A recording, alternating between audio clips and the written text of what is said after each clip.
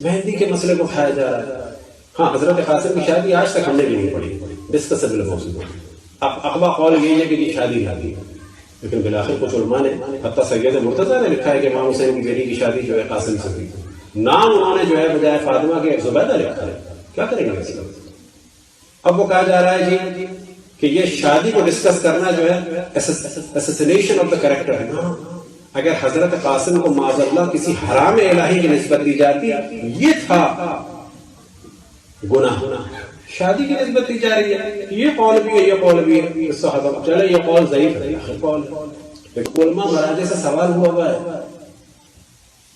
حتیٰ خود آغا خامنہئی سے سوال ہوا ہے، آغا بہجہ سے سوال ہوا ہے، ایک بہت بڑی تعداد سے، کہ اگر بعض چیزیں کہ جو ثابت نہیں ہیں ان کو پڑھا جائے تو انہوں کا حوالہ دکھا. اس کے بعد باقاعدہ سوال ہوا ہے کہ اگر یہ رسم کر دی جائے تو وہ مذاکرہ ہے، کوئی مذاکرہ نہیں. اب یہاں کہا جاتا ہے شادی، ہاں شادی نہیں ہوئی فرض کریں، ہم نے بھی نہیں پڑھی، لیکن آپ جانتے ہیں کہ شادی نہیں ہوئی تو بھی یہ رسم ہو سکتی ہے. حنا ہم لوگ کہتے ہیں اردو میں مہندی کو کیا حنا، فارسی میں کہتے ہیں حنا.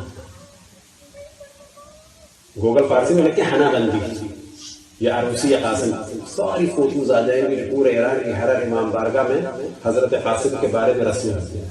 کسی نے نہیں کہا. ضروری نہیں ہے جو چیز ہوئی ہو فقط اس کی تمثیل ہو، بعض دفعہ حسرتوں کی تمثیل ہوتی ہے. مثال کے طور پہ 19 سال کا لڑکا ہمارے معاشرے میں مرتا ہے، 15 سال کا لڑکا ہمارے معاشرے میں مرتا ہے، اس کی قبر پہ سہرا ڈال دیا جاتا ہے، جو ہمارے یہاں ایک بالکل انڈرسٹوڈ سی چیز ہے کہ جو قبر پہ سہرا ہے اور وہ جو دولہا کے سہرا لگایا جاتا ہے، زمین کا آسمان فرق ہے، زمین کا آسمان فرق ہوتا ہے. عراق میں اس وقت جو شہداء کی لاشیں آتی ہیں آپ جانتے ہیں، ان شہداء کی لاشوں کو جب شہروں میں لایا جاتا ہے تو دولہا کی طرح گاڑی کو سجایا جاتا ہے کہ امام حسین کا دفاع کر کے آتے ہیں. اب یہ کہا جائے کہ یہ گاڑی جو سجائی اس کا روایت میں ذکر ہے، کیا یہ لڑکا شادی شدہ تھا؟ احمق بے شعور، یہ بتایا جا رہا ہے کہ اس نے اپنے آپ کو قربان کر دیا، یا اس کی شادی کی عمر تھی اس نے اپنے کو قربان کر دیا. اس کی ماں نے اپنے بچے کو محاذ پہ بھیج دیا اہل بیت کے دفاع کے لیے، اس نے پرواہ نہیں کی میری نسل چلے کہ نہ چلے. یہ سمبلز ہوتے ہیں ہر معاشرے میں. ہمارے معاشرے میں اب دیکھیں جوان کی خبر پہ سہرا ہوتا ہے، ہمارے معاشرے میں ہم نے دیکھا بعض دفعہ جوان کے تابوت پہ سہرا ہوتا ہے. اس سہرے میں اور ولیمے کے سہرے میں، اس سہرے میں اور نکاح کی تقریب کے سہرے میں زمین کا آسمان فرق ہوتا ہے. وہ سہرا خوشی کا ہوتا ہے، یہ سہرا کس کا ہوتا ہے؟ غم کو اجاگر کرنے کے لیے ہوتا ہے.